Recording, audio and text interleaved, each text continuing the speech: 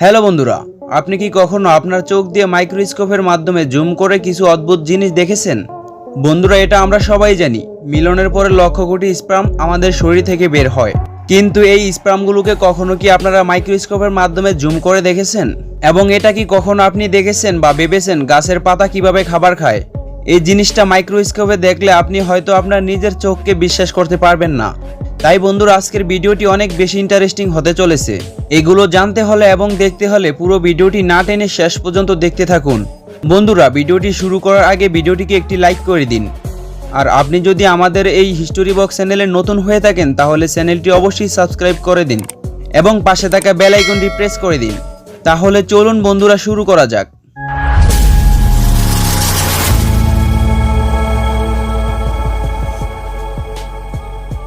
Number 5, চক। বন্ধুরা, চকের কথা যদি বলি তাহলে এটি পৃথিবীতে ইউজ হওয়া সবচেয়ে কমন জিনিসগুলোর মধ্যে অন্যতম একটি। এগুলোকে ব্ল্যাকবোর্ড ইউজ করার পাশাপাশি আরও বিভিন্ন রকম কাজে ব্যবহার করা হয়। কিন্তু বন্ধুরা, আপনারা যখন চকগুলোকে মাইক্রোস্কোপের মাধ্যমে দেখবেন তখন চকগুলোকে আপনার চক মনে হবে না। এগুলোকে দেখতে মনে হবে যেন বড় বড় পাথরের উপরে খোদাই করে বিভিন্ন রকমের ডিজাইন করা হয়েছে। বন্ধুরা, চকগুলো যদি মাইক্রোস্কোপে না দেখতো তাহলে চকগুলো যে এরকম, এই জিনিসটা কেউই বিশ্বাস করতে পারতো না। Number 4, human I. তো বন্ধুরা, চোখ হচ্ছে আমাদের শরীরে আল্লাহর দেওয়া সবচেয়ে বড় একটি অংশ। আর চোখ আমাদের জন্য কতটা গুরুত্বপূর্ণ একটি অঙ্গ সেটা আমরা সবাই জানি। কিন্তু বন্ধুরা, এই চোখকে যদি আমরা মাইক্রোস্কোপের মাধ্যমে দেখি তখন এই জিনিসটা আপনাকে অন্য জগতে নিয়ে যাবে। কারণ চোখগুলোকে মাইক্রোস্কোপে দেখার পরে মনে হবে আপনারা যেন মহাকাশে জুম করে দেখছেন। সেখানে অনেকগুলো নেবুলা রয়েছে যেটার মধ্যে বড় বড় অনেকগুলো গর্ত এবং সবার মাঝখানে একটা ব্ল্যাক হোল রয়েছে। কিন্তু বাস্তবে এটা কিন্তু ব্ল্যাক হোল নয়, এটা হচ্ছে আমাদের চোখের লেন্স, যেটার মাধ্যমে আমরা সবকিছু দেখতে পাই। আর বিভিন্ন মানুষের চোখ বিভিন্ন কালারের হওয়ার কারণেই এই জিনিসটাও আপনারা বিভিন্ন রকমের দেখতে পাবেন। Number 3, human tongue. বন্ধুরা, জিহ্বা আমাদের শরীরের এমন একটা পার্ট যেটা না থাকলে আমরা পৃথিবীর কোনো জিনিসের স্বাদ নিতে পারতাম না। অন্যদিকে জিহ্বাকে যখন আমরা খালি চোখে দেখি তখন এটিকে অনেক স্মুথ এবং প্লাট মনে হয়।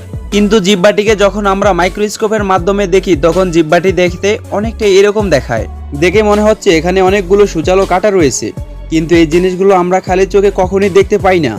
এবং বন্ধুরা, অন্যদিকে বাঘের জিহ্বার মধ্যে থাকা কাঁটাগুলো অনেক বেশি বড় হওয়ার কারণে যেটি কিনা খালি চোখে দেখতে পাওয়া যায়।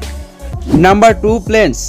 বন্ধুরা, ছোটবেলা থেকেই আমরা শুনে এসেছি সূর্য থেকে এনার্জি নিয়ে গাছপালা তাদের খাবার তৈরি করে নেয়। কিন্তু গাছ কিভাবে সূর্য থেকে এনার্জি নেয় এই বিষয়টা জানার জন্য গাছের পাতাকে তখন মাইক্রোস্কোপের নিচে রাখা হয়। তখন পাতার মধ্যে থাকা ছোট ছোট অনেকগুলো ছিদ্র দেখতে পাওয়া যায়। এখানে হয়তো আপনারা স্পষ্ট দেখতে পাচ্ছেন পাতার মধ্যে থাকা ছিদ্রগুলো কিভাবে মানুষের মুখের মতো করে নাড়াচাড়া করছে। আর এই ছিদ্রগুলোর মাধ্যমে সূর্যের এনার্জিগুলো গাছের ভিতরে যায় এবং গাছগুলো তাদের খাবার তৈরি করে নেয়। Number 1, human sperm. বন্ধুরা, এই স্পার্মের ব্যাপারে জানে না এরকম মানুষ হয়তো পৃথিবীতে খুঁজে পাওয়া যাবে না, কারণ ছোটবেলা থেকে স্কুলের মধ্যে এই বিষয়গুলো শেখানো হয়ে থাকে। নর্মালি স্পার্মগুলো দেখতে অনেকটাই আঠালো এবং দইয়ের মতো দেখতে হয়। কিন্তু বন্ধুরা, এই স্পার্মগুলোকে মাইক্রোস্কোপের নিচে রাখলে কিরকম দেখা যাবে এই বিষয়টা কি কখনো আপনি ভেবে দেখেছেন? বন্ধুরা, এই লোকটি যখন তার স্পার্মগুলোকে মাইক্রোস্কোপের নিচে জুম করে দেখে তখন এই স্পার্মগুলো অনেকটা এরকম দেখায়, যেখানে অনেকগুলো ছোট ছোট স্পার্ম সেলস রয়েছে এবং স্পার্ম সেলগুলো এদিক সেদিক নড়াচড়া করছে। এবং এখানে কিছু অ্যাবনর্মাল স্পার্মও রয়েছে যেগুলোকে কিনা সাধারণ স্পার্মের চাইতে অনেক বেশি দুর্বল মনে হচ্ছে। অথবা এই স্পার্মটি দেখুন, যেটার কিনা পুরো মাথাটাই বাঁকা। আর এই স্পার্মটি তো লেন্স বড় হওয়ার কারণে ভালো করে নাড়াচাড়াই করতে পারছে না। এখন হয়তো আপনারা এটাও ভাবতে পারেন এই লোকটির স্পার্মগুলো দুর্বল কিনা। আসলে ব্যাপারটা এমন নয়, আমাদের স্পার্মের মধ্যে লক্ষ কোটি জীবিত সেলস রয়েছে। আর ফার্টিলাইজ হওয়ার জন্য এগুলোর মধ্যে শুধুমাত্র একটি সুস্থ সবল স্পার্মই যথেষ্ট, কারণ স্পার্মের মধ্যে এরকম লক্ষ লক্ষ অ্যাবনর্মাল সেল থাকে। কিন্তু বাচ্চা হওয়ার জন্য ওই স্পার্মটি মহিলাদের সেই স্থানটি পর্যন্ত যেতে পারে যেটা কিনা সবচেয়ে বেশি সুস্থ সবল এবং সবচেয়ে বেশি শক্তিশালী। বন্ধুরা, আজকের ভিডিওটিতে থাকা কোন বিষয়টা আপনার কাছে ভালো লেগেছে তা আপনি অবশ্যই আমাদের কমেন্ট করে জানিয়ে দিন। তো বন্ধুরা, আজকের ভিডিওটি এই পর্যন্তই।